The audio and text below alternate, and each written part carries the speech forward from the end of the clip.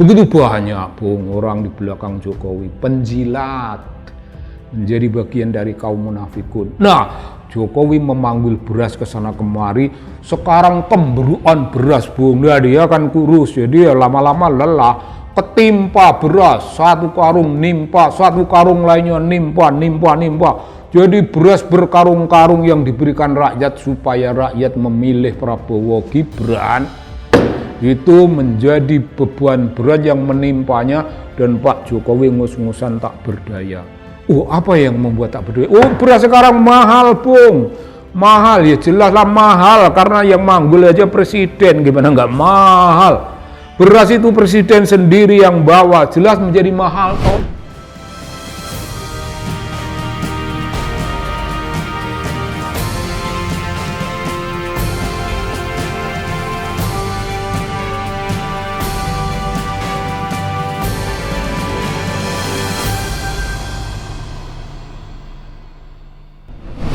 Oke, Bung, kembali kita bertemu lagi dalam gembira, dalam sukacita. Meskipun hati kita penuh perlawanan, tapi ini perlawanan yang dibalut oleh rasa sukacita. Perlawanan rakyat, Bung. Kita pemilik republik ini, dan republik kita dikacau-kacauin oleh penguasa. Ya melawanlah kita. Kita penjaga. Kita bukan the guardian spirit, tapi kita human being yang memiliki, Bung, kita ini memiliki free independent spirit.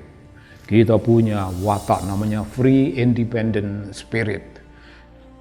Kita bangsa Indonesia yang memiliki jiwa merdeka, memiliki watak yang merdeka, yang bebas. Untuk apa? Untuk menjaga, untuk merawat republik kita ini, supaya hidupnya republik ini berada dalam kontrol kita. Kita senantiasa melakukan kontrol, Bung. Dan begini, Bung, kita semuanya tahu satu ironi, Pak Jokowi manggul beras, Bung. Pak Jokowi itu manggul beras. Ibaratnya itu ungkapan yang betul-betul maknanya letterlek. Manggulin beras dalam keadaan badannya yang tidak cocok seperti itu.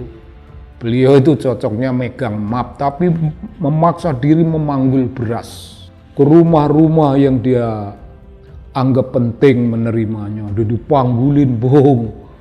Taruh beras bagi pada rakyat. Ya itu, siang malam. Barangkali kalau pakai perumpamaan itu, terutama itu di Jawa Tengah, Bung, yang dia lakukan itu. Manggul beras untuk ukuran jasadnya yang tidak cocok untuk memanggul. Beliau manggul, maksa diri manggul, Bung. Ya keren itu, Bung. Nggak tahu. Kalau keren untuk beliau, ya silahkan keren. Tapi bagi kita itu urusan yang namanya memaksa diri. Kalau beliau ingin menyebut itu ibadah, ya siapa tahu ada term yang keren begitu, itu ibadah, karena manggul beras ada ibadah. Ya, ibadah, tapi itu ibadah yang dipaksakan. Bung, ibadah pun tidak boleh memaksa diri. Ibadah itu senantiasa mendasarkan dirinya pada ukuran-ukuran ikhlas. Jadi ya seikhlasnya kita ikhlas melakukannya dan kita nyaman. Itu ruhnya ibadah, ikhlas. Ibadah yang tidak ikhlas, ibadah yang memaksa diri, ya tidak boleh. Tuhan tidak memaksa semacam itu. Tapi begitu, lagi pula apakah itu barang yang disebut ibadah, Bung? Pak Jokowi ngomong, Bung, wih pintar membalik-balikkan kata, membalik-balikkan ungkapan. Ya saya presiden, boleh saya kampanye, dan orang terpesona, Bung. Orang terpesona. Beliau tahu beliau boleh kampanye, tapi beliau memilih keagungan, tidak kampanye. Wah, itu, Bung, bagi sebagian kalangan di masyarakat itu mulia. Pak Jokowi itu mulia, seorang presiden yang agung dan anggun, yang menempuh jalan keagungan daripada jalan-jalan menyimpang. Anggun Bung. Wah, ntar dulu Bung, tenang dulu. Apanya yang anggun? Beliau pun mempunyai kesempatan kampanye tapi tidak memilih kampanye. Kata, kalau Anda percaya pada kata, Anda percaya pada ungkapan, ya itu kelihatannya begitu. Bagaimana kalau kata itu menina-bubukkan kita? Kita setengah tidur ya, tidak merasa beliau melakukan penyimpangan, tidak merasa kita mendengar dengan kekaguman sambil tertidur. Lalu, wow, tidur ayam, nggak ada tidur kerbau Bung, tidur ayam, merem melek, setengah sadar. Dan Presiden bicara tentang hal yang kita anggap kita mendengarkannya dengan sadar. Beliau punya kesempatan kampanye tapi tidak memilihnya karena kampanye tidak baik. Beliau memilih tidak kampanye. Bung, Anda percaya itu? Anda percaya pada permainan kata-kata? Dunia ini isinya kata-kata dan apa yang bukan kata. Yang bukan kata itu namanya pancaran jiwa yang ikhlas, tidak diucapkan. Itu bisa dirasakan. Yang lainnya golongan ungkapan-ungkapan yang disampaikan kaum munafikun. Anda tahu toh Bung, kaum munafikun yang nggak usah diterjemahkan itu. Tanyalah pada ustadz, saya bukan ustadz. Kaum munafikun berkata A, tindakannya B. Kaum munafikun mengatakan the beauty, tetapi yang dilakukan ialah kekerasan. Yang dilakukan ialah kehancuran. Ya begitu munafikun. Apakah Pak Jokowi menjadi golongan munafikun itu? Ya, saya tidak ingin terlalu definitif mengatakan itu, Anda katakan sendiri. Dia tidak kampanye tapi manggul beras Bung, manggul beras dan memberikannya. Ini dari saya ya. Ini nanti tak tambah itu saya sudah bilang sama Bu Sri Mulyani, sama Menteri Keuangan, suruh nyarikan tambahan supaya saya bisa memberikan beras itu kepada sebanyak mungkin rakyat Indonesia yang membutuhkan. Tak beri apa itu. Tapi kalian milih ya. Kalian milih pasangan 02, paslon Prabowo Gibran, ya pilih gitu. Tapi hal itu diucapkan pada momen-momen tertentu dan tidak terlalu publik. Omongannya sesideman, diam-diaman. Pak Jokowi itu dengan kata lain Bung, dalam urusan ini kalau pakai bahasanya Pak Jokowi lah, bahasa Solo, itu ya maaf aja ya, remesik itu kalau bahasa yang bukan Solo, ini bahasa Indonesia, itu sok belagak suci Bung. Ya memalukan lah orang yang ngomongannya remesik, belagak suci tapi tindakannya bertentangan dengan segala yang suci. Itu definisinya itu agak begitu jelas bagi para ulama, bagi para ustadz. Itu golongan kaum munafikun. Ngomong di depan publik itu Bung, dalam istilah yang lain itu on stage, itu istilahnya seorang ahli perlawanan rakyat namanya James Scott. On stage discourse dia ngomong tentang segala yang baik, segala yang demokratis, segala yang agung. Tapi off stage, di luar panggung resmi, di luar panggung resmi ya bisiin Pak Luhut, ngapain jujur,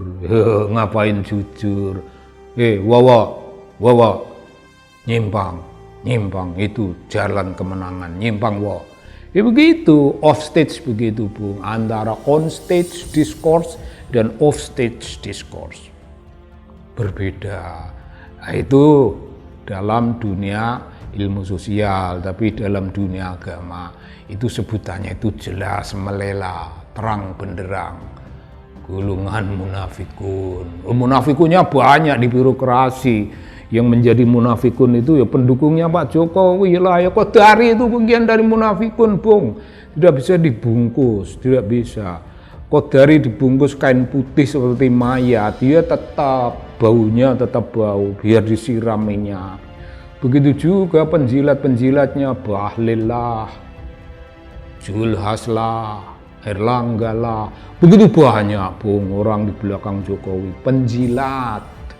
Menjadi bagian dari kaum munafikun. Nah, Jokowi memanggil beras ke sana kemari, sekarang kemberuan beras, Bung. Nah, dia kan kurus, jadi lama-lama lelah, ketimpa beras, satu karung nimpa, satu karung lainnya nimpa. Jadi beras berkarung-karung yang diberikan rakyat supaya rakyat memilih Prabowo Gibran, itu menjadi beban berat yang menimpanya, dan Pak Jokowi ngus-ngusan tak berdaya. Apa yang membuat tak berdaya? Beras sekarang mahal, Bung. Mahal, ya jelaslah mahal, karena yang manggul aja presiden, gimana nggak mahal? Beras itu presiden sendiri yang bawa, jelas menjadi mahal toh. Nah, akhir dari kisah Jokowi manggul beras, itu beras di dunia mahalnya minta ampun. Dan ya ini, Bung, keren, Bung. Pak Jokowi kalau media nanya, gimana Pak ini harga beras kok melambung gitu. Wah, Pak Jokowi itu marah loh, Bung. Wah, sumpah dia. Jangan tanya saya. Ya janganlah selalu tanya saya. Tanyalah pada Bulog. Nah, itu dia. Stres, Bung. Habis kemburuan beras, kemburuan dan ngos-ngosan nggak berdaya, tapi bisa bangun. Habis bangun ada media nanya, kenapa Pak harga beras mahal? Ya jelas toh. Dia bilang janganlah selalu nanya, saya tanyalah pada Bulog gitu. Dulu pada kampanye dalam pasca coblosan, Pak ini kok ada isu tentang pemilu yang tidak adil. Ya jangan nanya saya lah, tanyalah itu KPU. Ya selalu begitu, Bung. Pak Jokowi ingin membebaskan dirinya. Kesian loh, Bung, Pak Jokowi itu dihimpit oleh tekanan psikologi dari dalam. Dari luar nggak ada, dari luar beras yang menimpanya tadi itu ungkapan metaforik, Bung. Tapi beras itu menimpa dari jiwanya sendiri, nimpa.